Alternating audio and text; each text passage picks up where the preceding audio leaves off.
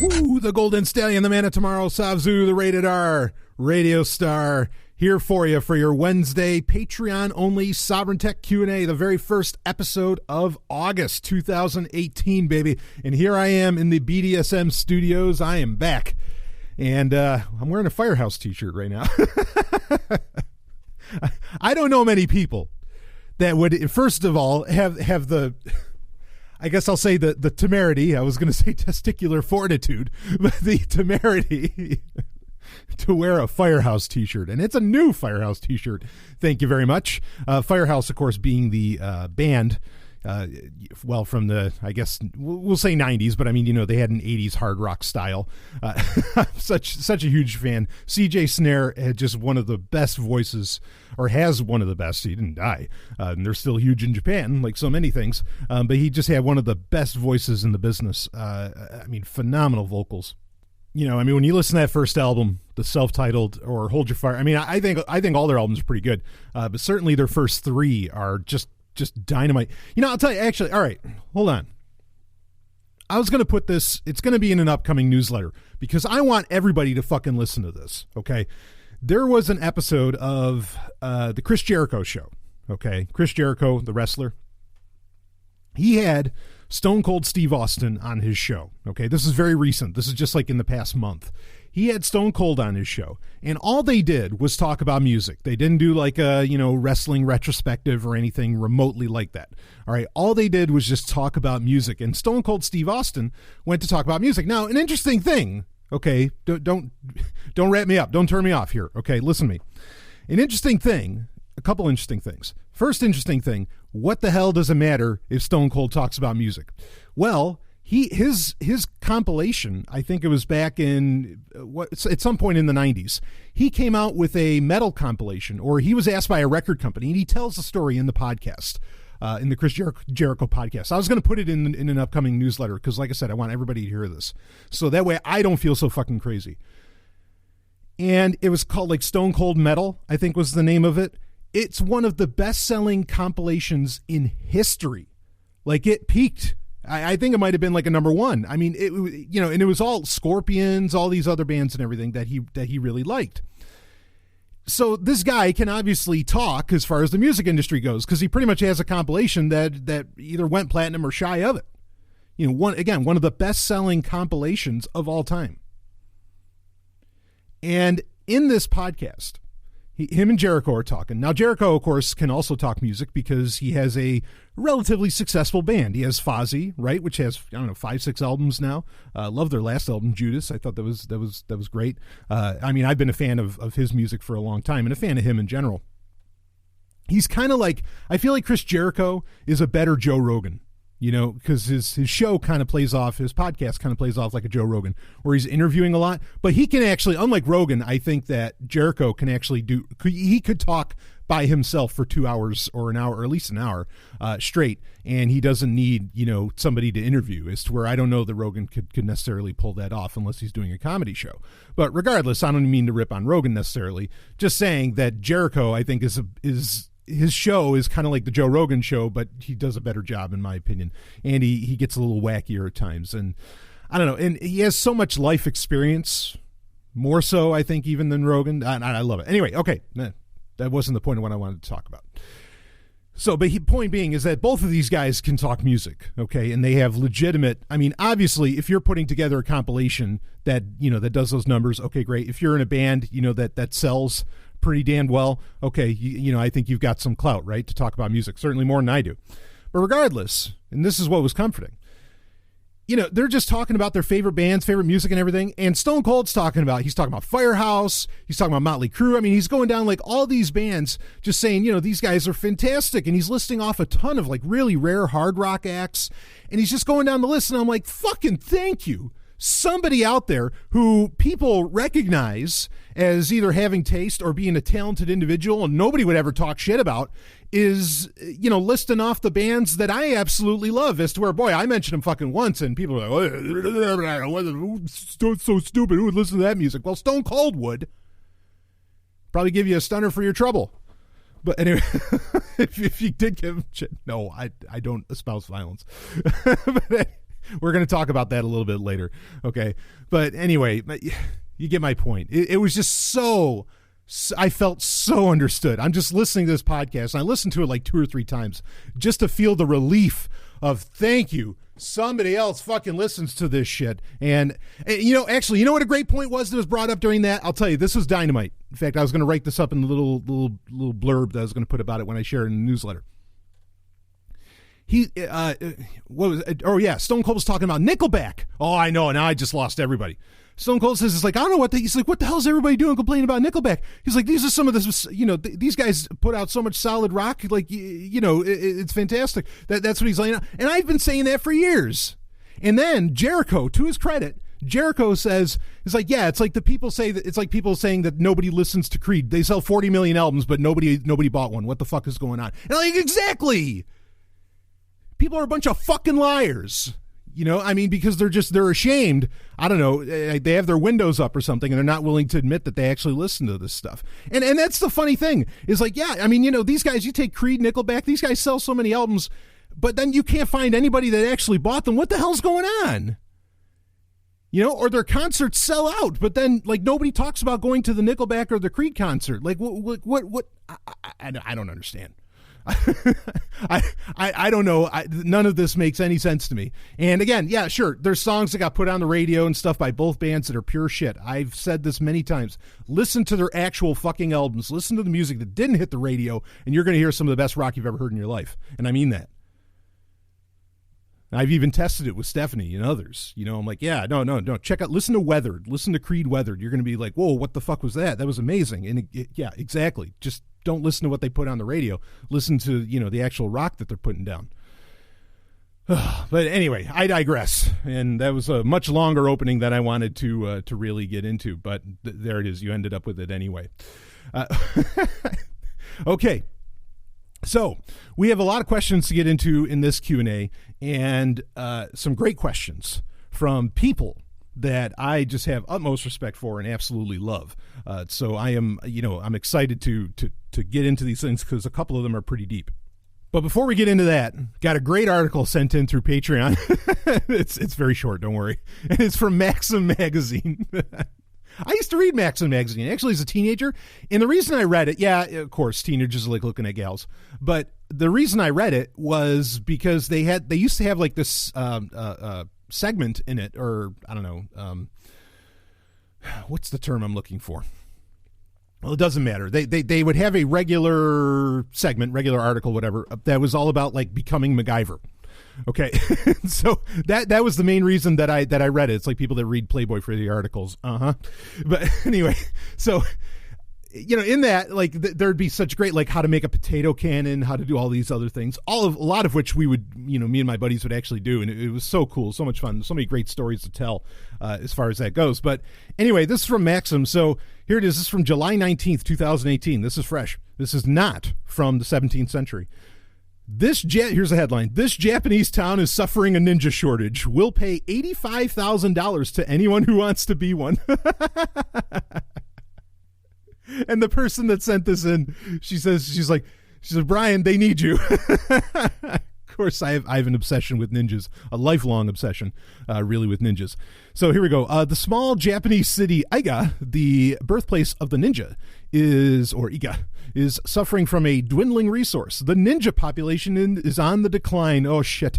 The city with a population of 100,000, many of them ninjas, we assume, is not faring too well as a whole. Younger Japanese people are moving to larger cities and turning their backs on the ninja life. Sally Herships recently reported Iga's woes on the episode of NPR's Planet Money podcast, but also outlined the benefits of a ninja lifestyle. Quote, this job does have a lot to offer, end quote, Herships explains. Quote, first of all, the pay is quite competitive. Today, ninjas can earn anything from $23,000 to about $85,000, which is a really solid salary, and in fact, a lot more than real ninjas used to earn in medieval Japan, end quote. Let us get this straight. The town of Iga is willing to pay $85,000 to anyone who wants to become a ninja. Sign us the fuck up. There's one stipulation, however. Iga is not seeking bona fide ninjas to run around cutting off heads with swords and chucking ninja stars. Instead, Iga merely seeks ninja performers for tourism purposes. Hey, I think this is a great opportunity. I don't know about you.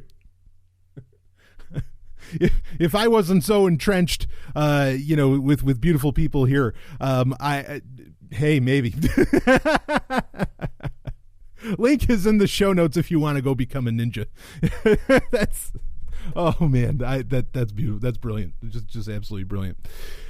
So, okay, let's get past the ninja shortage, shall we? Okay. I was debating in what order I want to do these questions, because a couple of them are pretty deep. So I'm going to start off with the more tech-related question, and then maybe we can get into the deeper stuff that perhaps isn't loaded with so much laughter, as it were. Okay, so here we go. Number one. So this is a long email. So a few of these are from the same person, but anyway, I just love the guy that sent these in. So and I love the questions. I think they're dynamite. All right, here's this one. For Windows machines, if I recall correctly, you're a proponent of just using the built-in Windows antivirus rather than paying for a different antivirus/anti-malware. Is that still the case? If not, what would be the best antivirus/malware/keylogger that you're aware of, especially ones that are up to date with crypto-related attack vectors, such as identifying when a private key gets copied to clipboard, etc.? Okay, great question. In general, yes, I still recommend just using Windows Defender. If you're using like the person said, this is for Windows machines. So yeah, in general, I still recommend just using Windows Defender. If you're doing, I'm trying to remember the name of it. I think it was like Everyall or something like that. There was a Trojan earlier this year, I think it was, that what it was doing was actually, and this is, I'm only bringing this up because you mentioned crypto related attacks, and that's, this was one of them. It was called Everyall, I think. And what it would do is it would take over your copy and paste. And when you would copy and paste, say, a Bitcoin address, it would inject a different Bitcoin address into the computer's clipboard. And so when you copied that into whatever you're going to send Bitcoin from, it would put in a different address, and obviously an address that whoever created the Everyall Trojan, it would go to them. That would be the assumption, right? So this was a very real thing, and it took over it took over the computer's clipboard. Now, Windows itself can be, there's a couple things to deal with that, okay? Windows itself can be pretty kind as far as, like, if you don't turn off like UAC, user account control, if you don't turn off UAC, or if you keep it at a higher level, that actually stops, because like for something like Everyall to work where it's going to take over your clipboard, okay, that it doesn't require administrator exactly to necessarily, let's say, read what the clipboard's putting out there, but to like change the clipboard and do stuff like that, I'm pretty sure that needs administrator access to do that. So if you have user account control on Windows, it's not like that. That's going to mitigate a lot of this issue, okay, to where this Trojan would effectively take over, because it would have to ask to get permission in the first place. And anytime there's funny permissions going on as far as that goes with any kind of crypto pasting, like, that should raise a red flag for you. So, I mean, really, is with crypto attacks, I mean, I have an answer for this, okay? There's software I'm going to recommend. But with crypto, it's so all of computing is by the second, but it's so by the second that you really got to do your due diligence. Like with the Everyall Trojan, the easiest thing to do is, well, make sure that what gets copied and pasted matches what you copied, or, what you pasted, make sure that it matches what you copied. But I guess some people didn't do that, as I understand it. So, you really want to be, minding your P's and Q's about a lot of this. Also, if you're doing a lot of crypto stuff, I also recommend that you have like a second computer and it's not a Windows computer, where you're doing a lot of that. But that's not practical for everybody, and I understand that. Particularly like with the Every-All Trojan, if I remember right. So there's 3 pieces of software that I generally would run to if I wanted that kind of level of protection on a Windows machine. The first one I would probably go to is Sophos. Sophos Security, they actually, if you're the kind that feels you really need antivirus on your Android phone as well, they have an excellent security suite for Android. I just think that, well,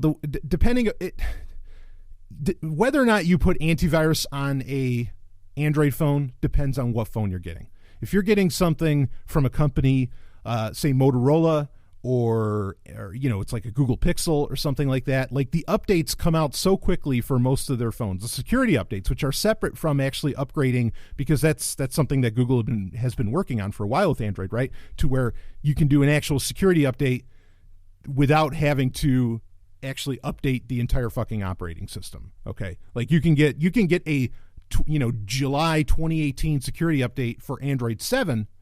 All right. And you can get the same one that the people on Android 8 get without having to upgrade entirely to Android 8. Now, there's still disadvantages to not having the latest operating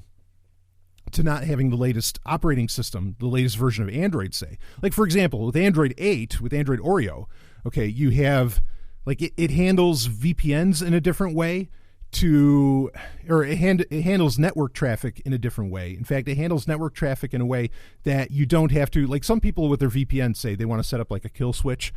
Their Android 8 has kind of a internet kill switch for when certain security parameters aren't being met. It'll automatically cut off the internet for you. Okay. But that's a feature that's only in Android 8 introduced by Google itself. And it's a fine, it's on a, face value security level, it's a great idea. It's a good thing to have. Just like I like software that has kill switches in it, okay, that can cut it off from connecting to the internet. So, it's not, getting those security updates from Android isn't as great as having the latest version of Android, but it's also not bad either. But anyway, so yeah, if with an Android device, I generally don't recommend any kind of antivirus, but if you did, Sophos is definitely one that I would recommend. But Sophos is also, back to the point, Sophos is also what I would recommend on Windows. They have a really impressive security suite, and you can like roll out an entire home network security suite with them. That does the job. And they're pretty responsive, and they actually, unlike some other companies, one of the things I really like about Sophos is they do really hardcore security research. As to where a lot of companies, or a lot of antivirus companies, most of these have kind of gone the way of the dodo, but they used to really only do more reactive processes, and they more or less just take whatever security patches or security implementations they could from, say, Norton, who would do the work, or again from Sophos or whatever. But yeah, Sophos does their own real heavy-duty research, and they've been really on point with some of the exploits that they've brought to light from their own research over the years. So on Windows, I recommend Sophos. ESET is pretty good about what they do, but their real bread and butter is more in their enterprise class. But they would protect against a lot of that stuff, and would pay attention to the clipboard a bit more. But so here's the funny thing with this, okay? Another one, as far as malware goes, Malwarebytes is a great thing to run as well. Those are my 3. If I think of it, I'll put links in the show notes. I'll definitely list them off in there. But anyway, so understand that. Well, keep this in mind, that if the concern is that like there's Bitcoin addresses being copied from your clipboard, I don't know that I'd want to trust a third party because you're going to have to give Sophos or ESET or whoever. And really you could say Microsoft has it at the end of the day, and yeah, that's not an unfair point. The only thing is that I don't think Microsoft has the incentive to take your Bitcoin, because look, let's just call it, they have plenty of money. Okay, like that's not kind of a cash flow that they need. They could do it in other ways. So I don't think they so much have the incentive, as to where some security companies, they're not endless endless pots of cash flow. So I don't know. But anyway, you are going to have to trust the antivirus or whatever, the security suite with that data, because if you want them to keep an eye on your clipboard, or to make sure that things like like Everyall or whatever isn't happening. That's concerning. That's really concerning. And actually, Microsoft themselves, and this is maybe the reason to not even bother, Microsoft themselves have been closing off the abilities of, and this has been a complaint by Norton and other big companies in the cybersecurity world. They've been closing off other companies from being able to scan and be a part of, at a deep level, the operating system. So they really are kind of becoming meaningless. Okay, unless they do very, very specific things. Like Malwarebytes is a far more specific piece of kit, because it's looking for very specific things, very specific malware, not so much, other things that a security suite would generally do. The other point to bring up, too, is that with a lot of security now is being handled, as it should be, is being handled in the web browser itself. Like Chrome is mitigating a lot of the different Spectre exploits that are out there right now, and so on. So security really needs to be done at the OS level, and it needs to be done, I totally agree that it needs to be done at the browser level. Those are the two main areas where it's happening, and both Windows and the browser companies are starting to really take that very seriously. Firefox has certain reasons why they might not be able to, but certainly Google is with Chrome, not that I necessarily recommend using Chrome. Edge is taking it very seriously, and so on. So, I hope that kind of answers that. But if you really were concerned I still think Microsoft is doing the best job. But if you're really concerned about that, and the crypto space certainly is something that Microsoft might not be keeping the closest eye on, I'm pretty confident that, in fact, I know I've seen it in certain sheets in certain reports, that Sophos has been on top of, cryptocurrency related exploits. So that's who I would run with as far as that goes, is Sophos. Okay, let's get on to another question here. But that was a great question, and definitely a subject that has to keep coming up. But really, just do your do due diligence, okay, and be really, really, if you can, if it's somebody that doesn't really know what's going on, well, I mean that raises its own challenges, but I understand we can't always educate everybody, to get them up to the level where they're being really competent in what they, in what they're doing with their computer. So that's why some security suites, I guess, really still exist. Okay, let's get on to another bit here. There's questions from a couple people. This isn't all just from one. In fact, this one email, there's a few questions, some of which I'm going to get to later, which I actually took me up on the challenge of blockchain identity tech, and I do want to talk about that, but that's something I'm going to get to in a future episode. So, all right, this is one. Well, I'll tell you, I don't talk about it often. Not because I'm afraid to, not because I don't want to. Well, it's kind of because I don't want to, but this is a question about my military career. Now, to explain just quickly why I don't always talk about my military career is that, not that I feel like it's an appeal to authority or anything. I think a lot of people, I don't know, like, it could be used as I've seen people, all right, here, I'll say this. I've seen people in the liberty movement, okay, which is a, major proponent of the anti-war movement. It's not the entirety of the anti-war movement. A lot of that sits on the left, actually, and it does deal with it. I've seen a lot of people in the, in the liberty movement use their military career ironically, as a method of advancement in becoming a celebrity in the liberty movement, and I think it's very ugly, the things that they've done, and I think that use of military, how to put this. I think the use of like military imagery is downright offensive.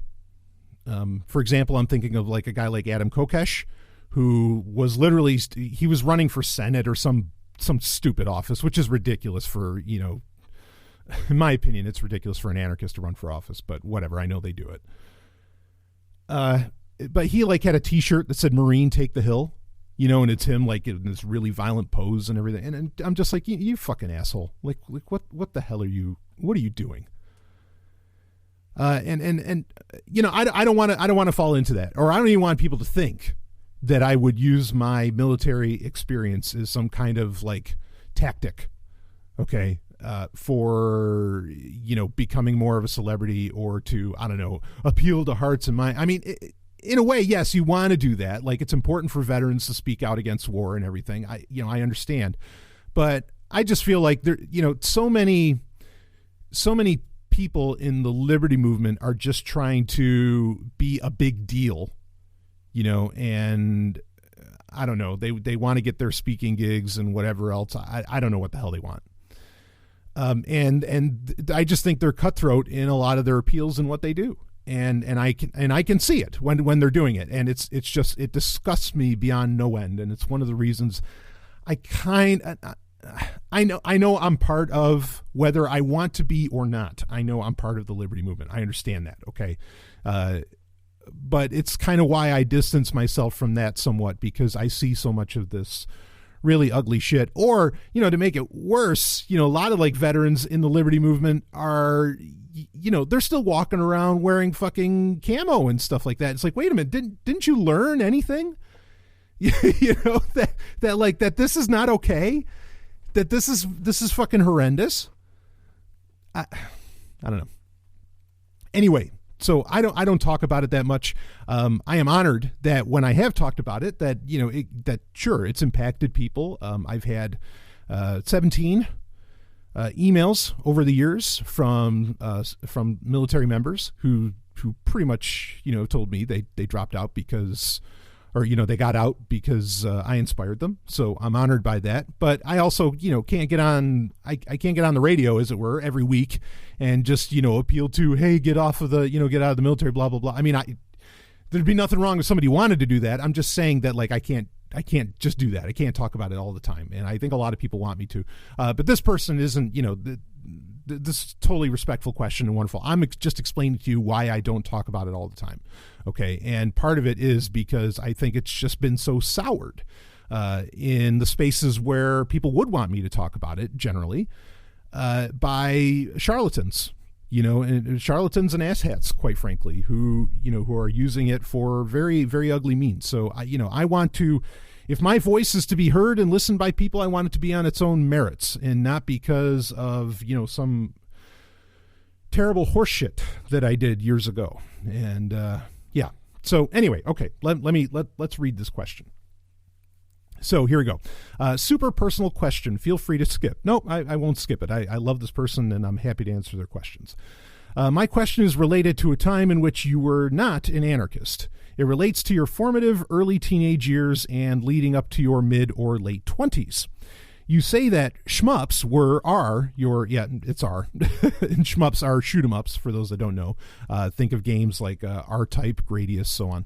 Are your favorite computer game genre. I would assume they consumed a lot of your time and energy as a young man growing up. Subsequently, not that I'm implying causation, but you found it desirable to volunteer to go to the Army. Hand on heart, do you think that violence in computer games is a problem? I know you've addressed it before, saying that you can compartmentalize and not go off on a shooting rampage in real life, but is there any element of shoot-em-ups that normalizes/desensitizes a child's/adolescence's mind and prunes the neural pathways in a way that is not ideal to human flourishment, to put it gently?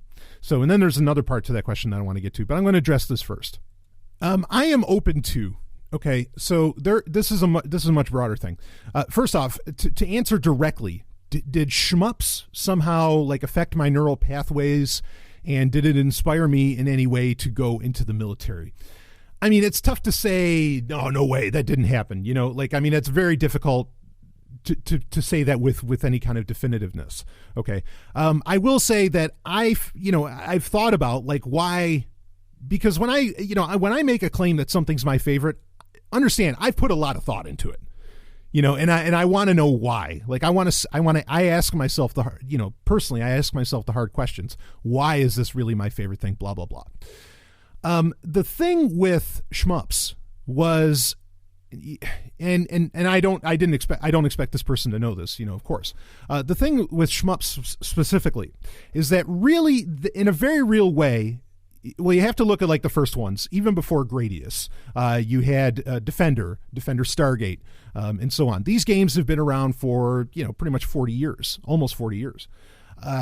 And they're some of the earliest games. These were the games that for the very first time made me feel like I was flying through space. Okay. Yes, you're shooting things. Okay. You're blasting things with lasers and all of that. In general, with shmups, it's really confident that you're not destroying like any kind of like person or human. And honestly, like arcade game manufacturers and video game makers back in the 70s and 80s, would have really thought that anathema. Like part of the reason that games like Wolfenstein 3D or Doom and so on were so revolutionary wasn't necessarily because they were, giving you a quasi 3D view of the world that you're able to interact in, but because I think it shocked people. Holy shit, I can go shoot people, which, I mean, there's games that did that, where you are a person walking around blasting things. You think Wizard of War, and there's a bunch from throughout the 80s.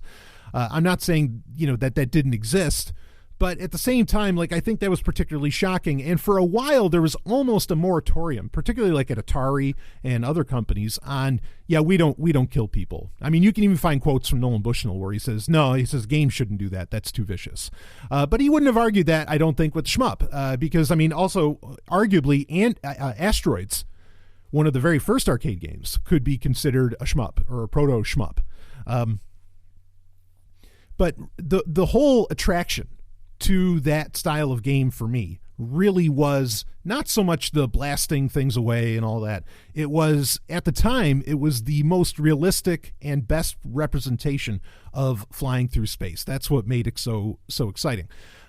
Also, there's something, especially with a shmup, there's something to the like intensity and skill level of what's going on that gets so exciting. If you ever watch the documentary, was it King of Kong or whatever? That's all about the whole Donkey Kong competition craze. Which, boy, there's so much drama around that even to this day. You'll hear from guys, from like referees in the arcade industry, and yes, there are, and they will say to you, like, you got to understand, these games back then, they required like all these, just so much skill and, a lot of these different processes of the brain, it seems like that modern games just don't offer. Or modern games don't really require as much. Like there's just this very unique ability that you have to be really great at games from that era. And that's not just true of Donkey Kong. That's true of, hell, Pac-Man in a way. That's certainly true of, Gradius, Defender Stargate, and so on. I mean, there's some really, wild things that you got to be able to do that. And I think there is a thrill in that, but I can tell you as somebody that has been in, for lack of a better phrase, the heat of battle, that those are two very different feelings. I mean, wildly different feelings of being in the heat of the moment in a shmup, and the heat of the moment in real life, or the heat of battle in real life. So I don't know that that's so, but that's, I don't know that shmups are what got me there. But that said, okay, we do have an absolute widespread problem, okay, in culture. And this goes from TVs to movies to comic books to, you take your pick. I mean, just pick the medium, pick the entertainment medium, okay, where you are repeatedly taught that violence is the solution, and it's the moral of the fucking story. And I mean, really, pick up an Iron Man comic. Iron Man, wipes out blah blah blah this many people, and he gets the girl at the end. I mean, you just look at what just came out, Avengers Infinity War. I mean, like all of these movies, and I get it, like just like the shmup. Okay, so I enjoyed it because I was really into, or, because I wanted to fly through space, right? And, wanted to do the whole Star Trek thing. Yes, in the game though, since you are flying around in space, you have to do something. Well, the easiest thing for you to do is to, I don't know, blast things away. Okay. Or at least that's what they came up with, so much at the time, back in the 80s there. So you got to blast stuff away. I mean, if it's asteroids or you're shooting asteroids, all right, that's a little, obviously one could see that as more palatable than perhaps, shooting alien spaceships or something like this. And I can get it that in movies, you need some kind of conflict. Okay. The hero, quote unquote, has to have something to do, something to defeat, something to be heroic about. And the easiest presentation of that is some kind of violence, right? So, and everybody loves it when a bunch of them get together and, does that smack of a military and everything. My point being is that it's very tough to just like point at one thing.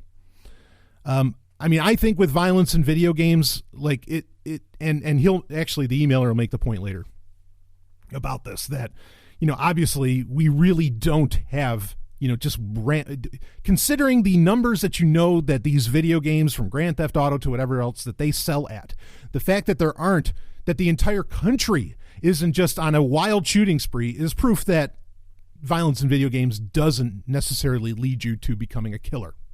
Okay. And I agree with that. I think you can watch the Rambo movies and you don't become a killer, but let's be clear on all this, that yes, we have a rampant problem in culture. Specifically, I mean, more so perhaps than any other in Western culture, where, engaging in violence, killing people, gets you your reward in the end, and that is widely taught. And I don't care if Iron Man's blasting out 1 million robots as compared to a human. I mean, I can get where that's a little bit better, but does the abstract point change? I don't think so. I mean, and what you want really is you want where really like a great story would be where, you're going through some kind of, here you go. Here's an example.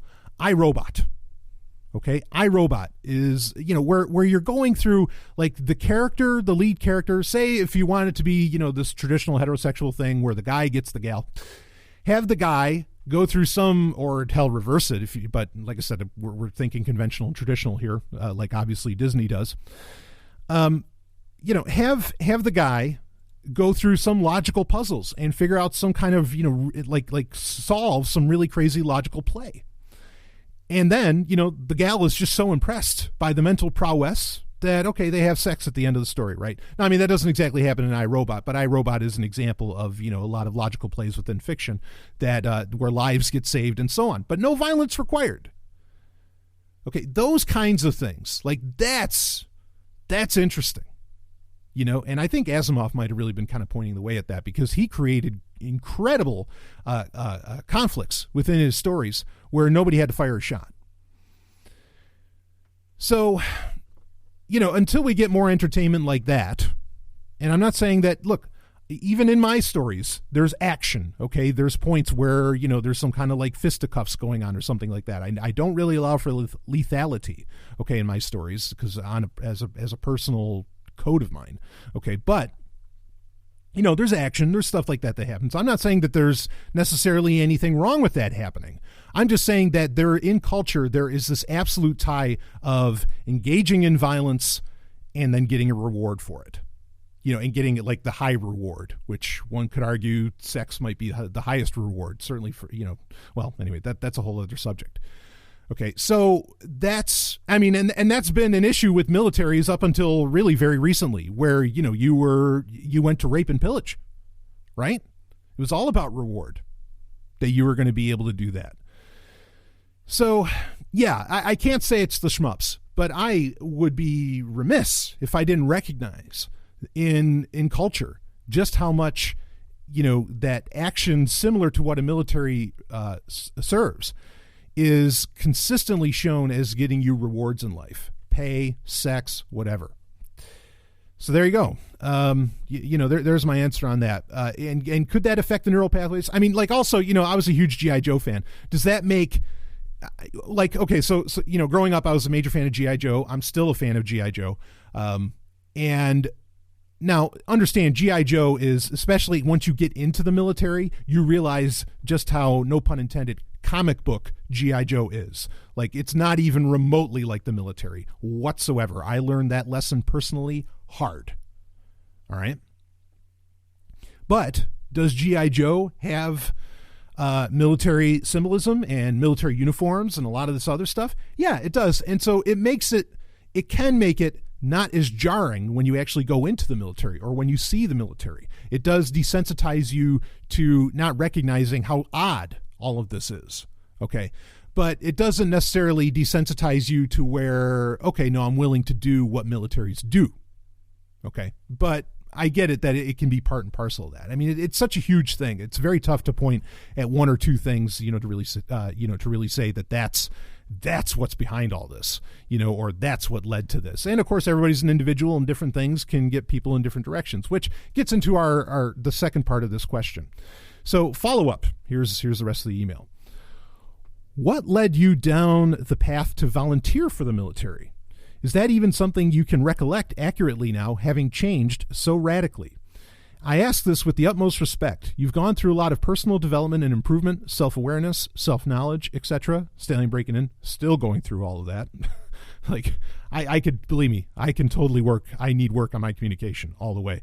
Actually, whenever I encounter a principled anarchist, I am in awe that, dare I say, quote unquote, we managed to go through all we did and come out of the other end relatively intact.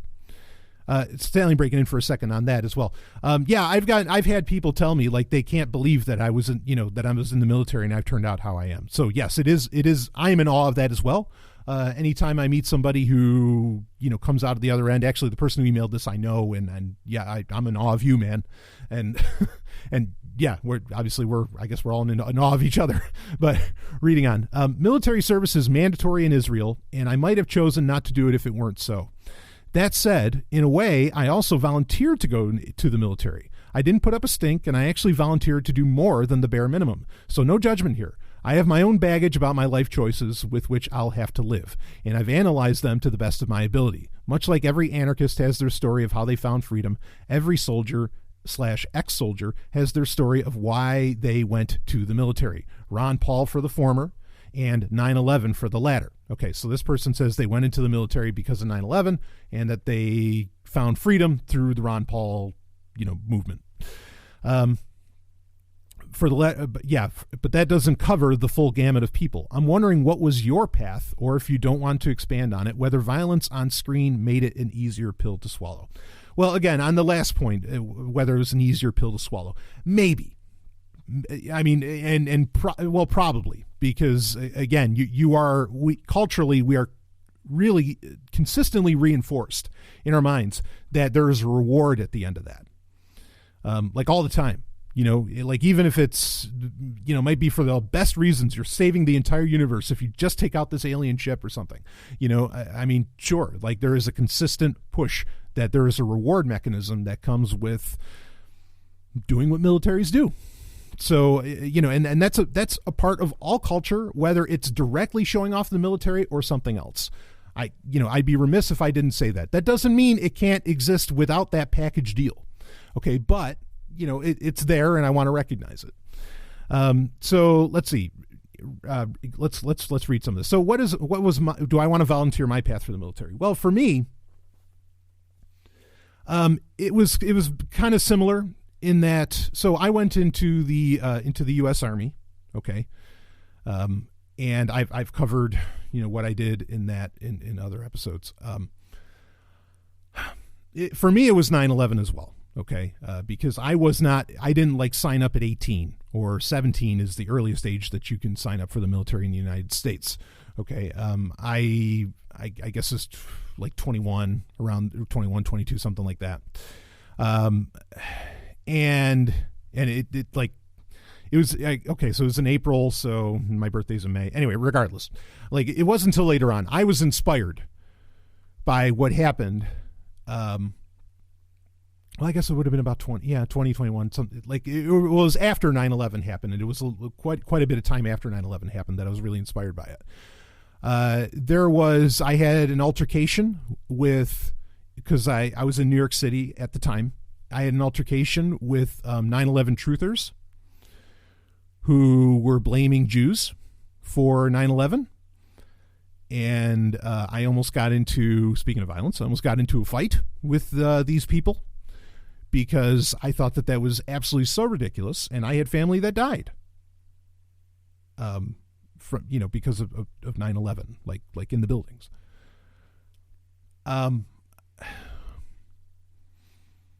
Who and for those that don't know, I'm Jewish. Okay, so I don't know how you don't know that if you're a patron, but yeah, that was fucking insane to hear that. And to this day, now look, okay, I don't believe the official story of 9/11, but I sure as fuck don't support the goddamn truthers.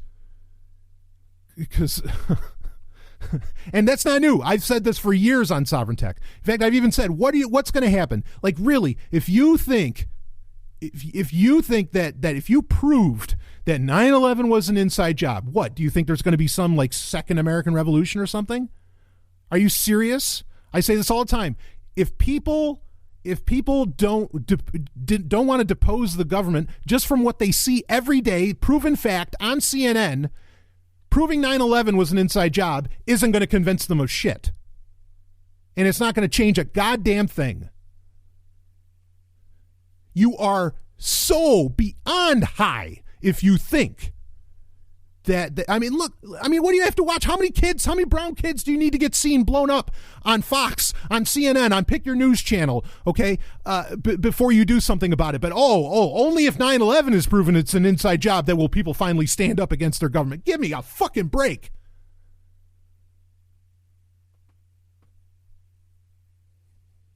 So anyway, I think that's a colossal waste of time and resources. What should you do instead then, Stallion? Don't just complain. What should they do? Work on yourself. Not on other people.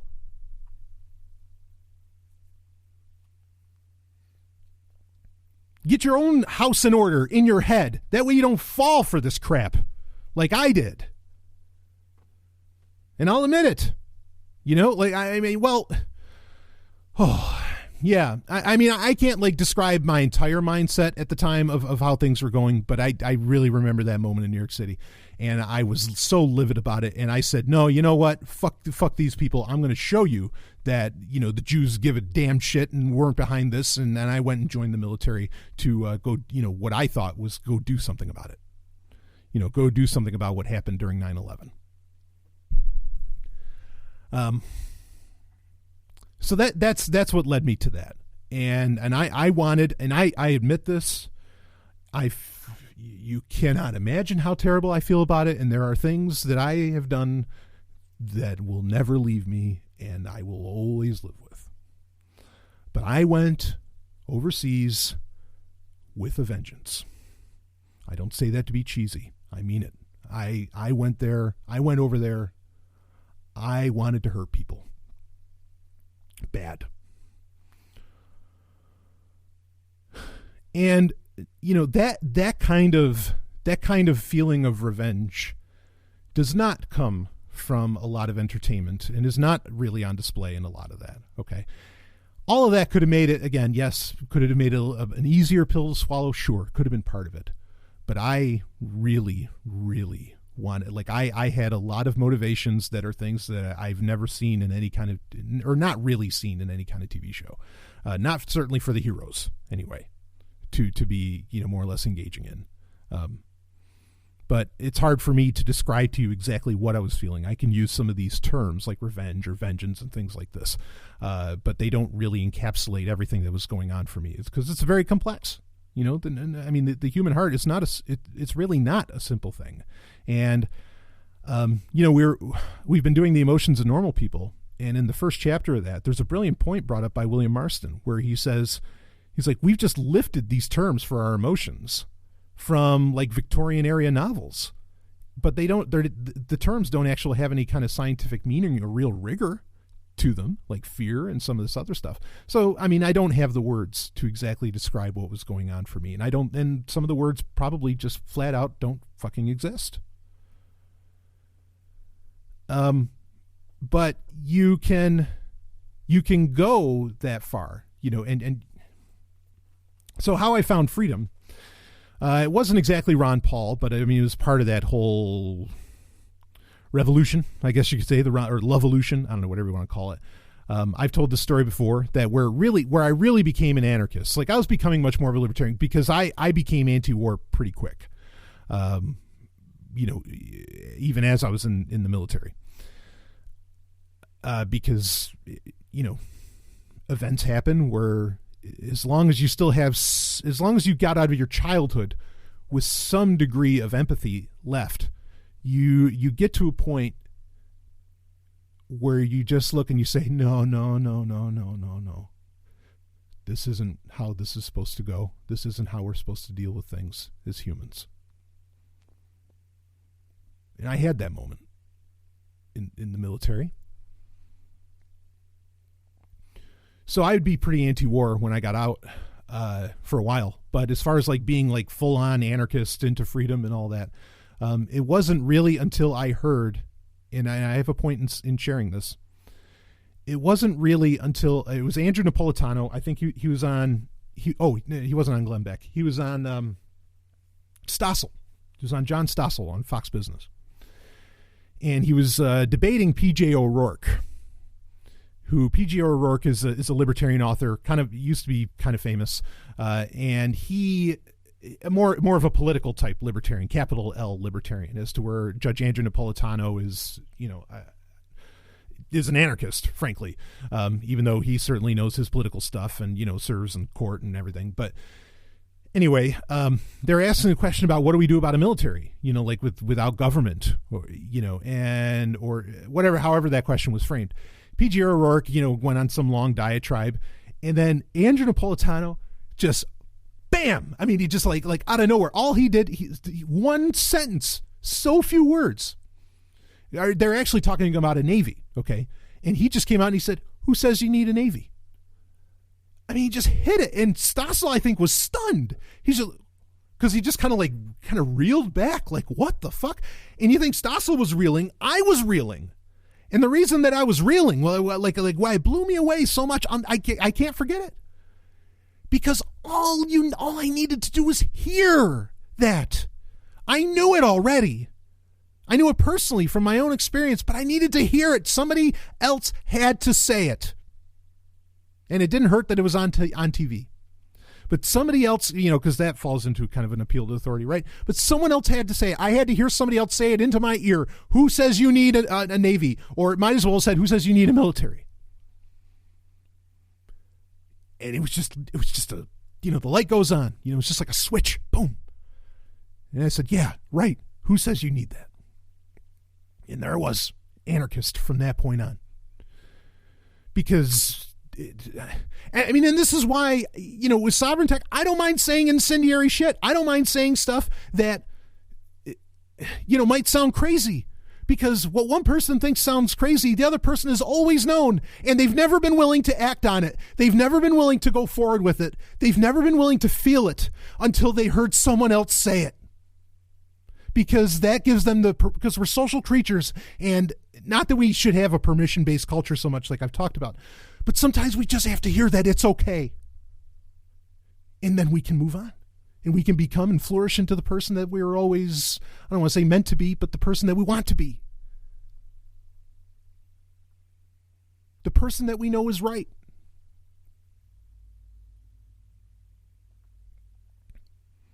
So that's what did it for me. I was already on the path. I already knew it. It's in there. And I think that's true. I've said this so many times. I think that all people are born as anarchists and atheists. Okay? They really are. And they know it deep down.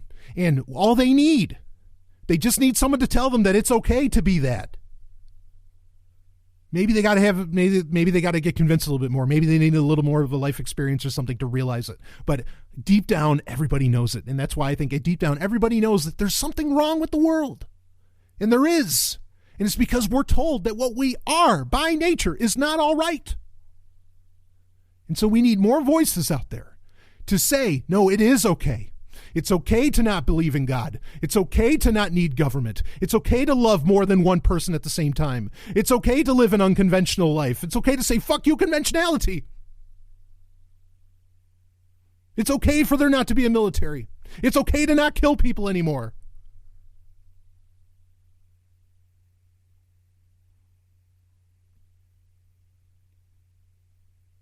So that, there you go. And I wish, and I know they were kind of out there. I mean, Judge Napolitano's an older guy. I know they were out there at the time. I wish I could have heard people say that at the time. And instead of saying, oh, we need to, like when I was going into the military, again, it was a reaction to 9/11, though not in the way I think that most people think about it. Instead of having a bunch of fucking morons standing outside saying, we got to put a stop to the government, we got to do this, someone should have just held up a sign that says, we don't need a military. And maybe that would have snapped me out of it. And who knows who wouldn't have signed up? Who knows what that could have done as compared to bullshit signs saying, get rid of Bush, hang him, do this, do that, start the next American Revolution, blah, blah, blah, all horse shit.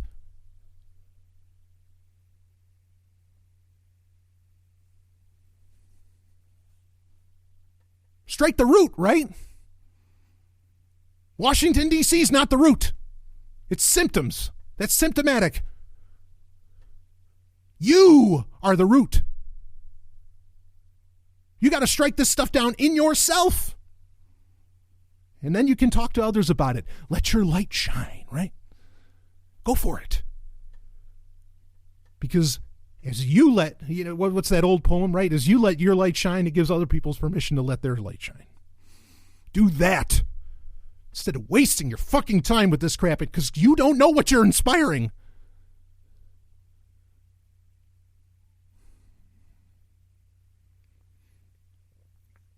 So, all right.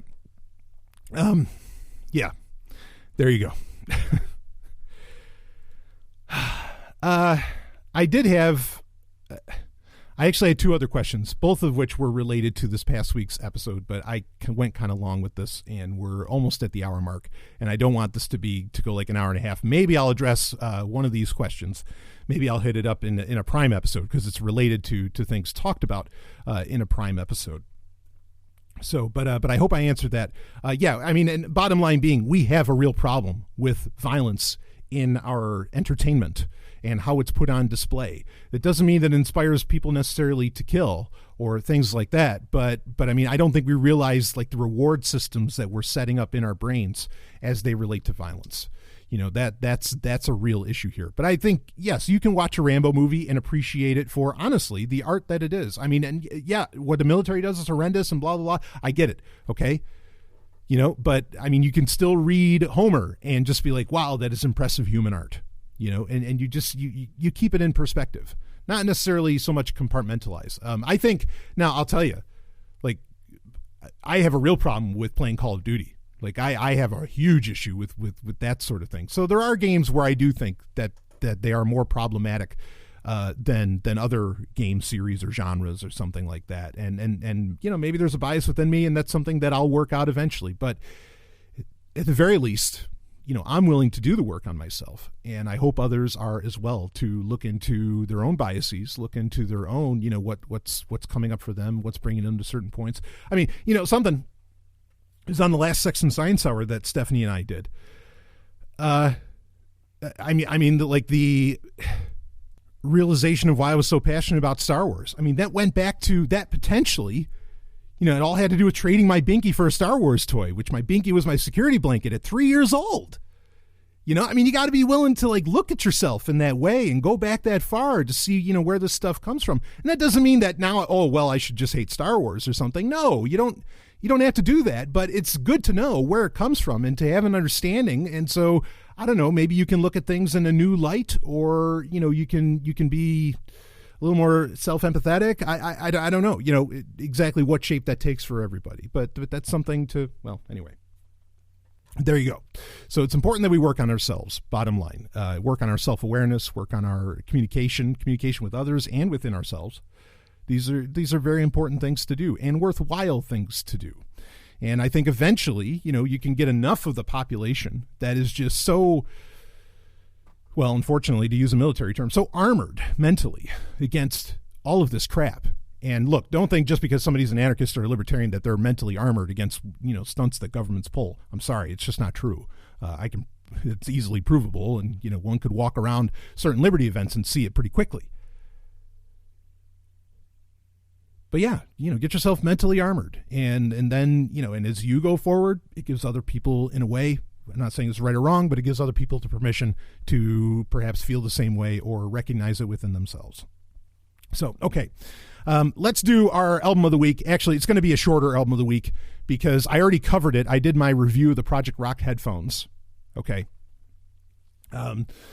And in that, I talked about an album that I listened to. It came out just this past week. Last week it came out, July 27th or 28th, I think, or the 27th it came out, and that is Vicious by Halestorm. Which Halestorm, I am a huge fan of Halestorm.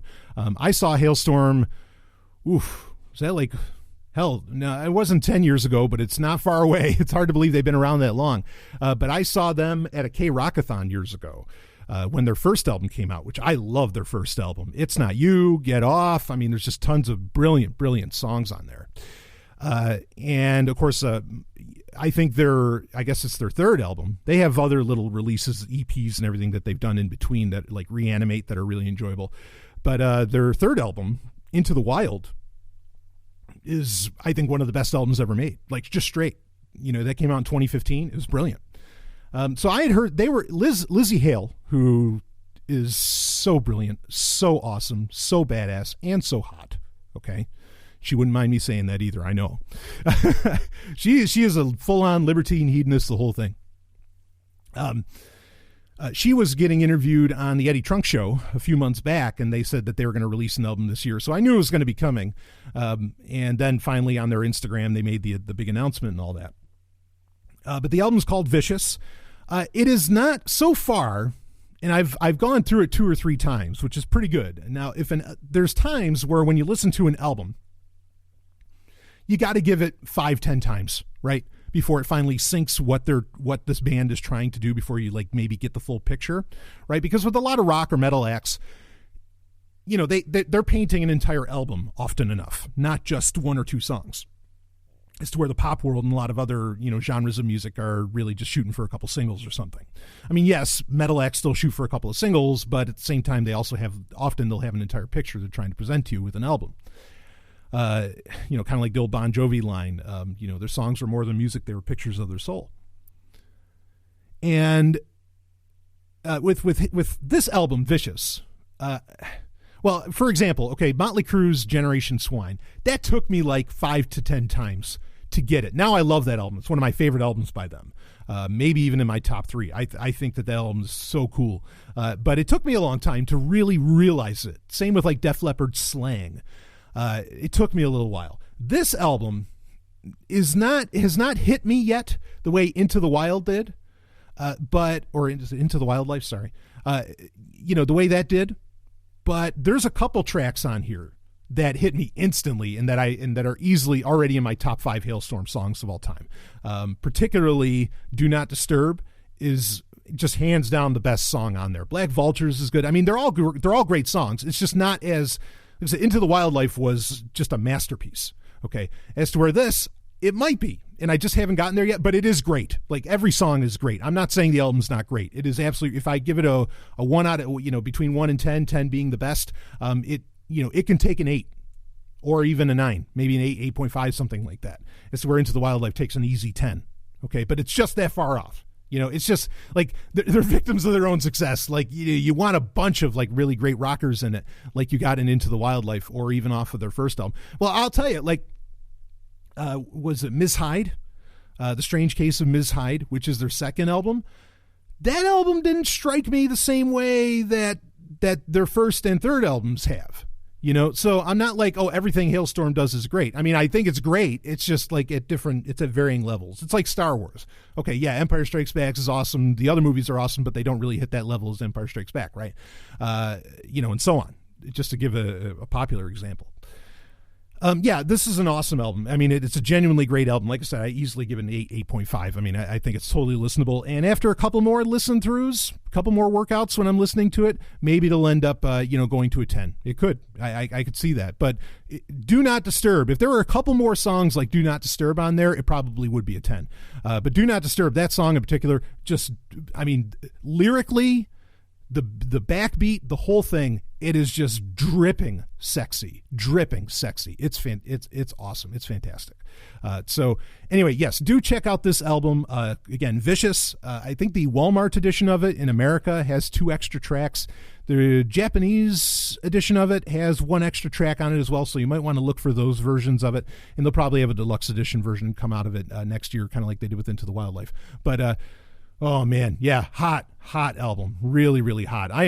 Believe me, I'm not complaining. I'm only comparing it. If I have any negativity, it's only because I'm comparing it to Into the Wildlife, not on its own merits. On its own merits, there's no negativity whatsoever about it. So yeah, Lizzie Hale does it again. Halestorm does it again. They really. They just keep getting better. I mean, I loved how brutally honest and sexy Do Not Disturb was. So I think the band is growing better, even though this album doesn't necessarily hold up yet for me as much as their last one did.